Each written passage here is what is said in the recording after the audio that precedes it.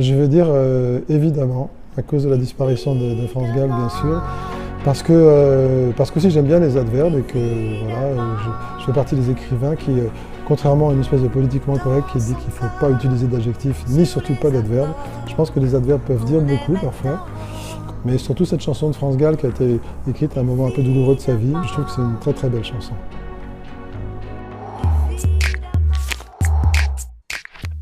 Mon lieu préféré, eh bien, c'est une certaine place à Venise, qui est pour moi vraiment la ville du monde où j'ai l'impression que le temps ne passe plus, ce qui est une chose précieuse quand on commence à avoir mon âge. Et c'est un petit campo, une petite place qui s'appelle le Campo San Giacomo d'Alorio, sur lequel j'ai envie un jour d'écrire un livre tout entier, parce que pour moi, c'est voilà, le bonheur absolu que d'être là.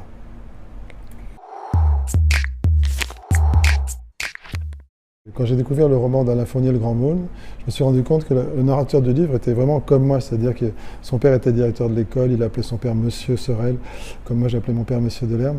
Mais en fait, dans ce roman, il y a trois personnages. Et en fait, Alain Fournier a inventé, lui, il était en même temps ces trois personnages. Et moi, j'aime beaucoup ces trois personnages de fiction qui n'en font qu'un, en fait, quelque part.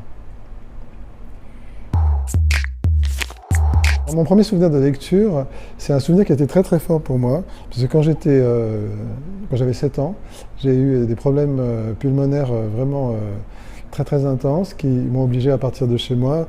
J'habitais en région parisienne et on m'a envoyé dans la Drôme, dans un endroit où on soignait ce genre de problèmes. Et dans le trajet en train qui m'emmenait loin de ma famille, j'ai lu ce roman déchirant qui s'appelle Crin blanc, l'histoire d'une amitié entre un enfant et un cheval. Pour moi, la lecture de ce livre, c'était un peu une métaphore de ce qui m'arrivait dans la vie. Delerme, c'est un mot en tout cas qui a une signification que j'aime beaucoup. C'est un nom du sud-ouest qui signifie qui vient d'une terre inculte. Et j'aime bien cette idée-là. J'aime bien cette idée que voilà, il y a un nom à faire en partant comme ça de rien.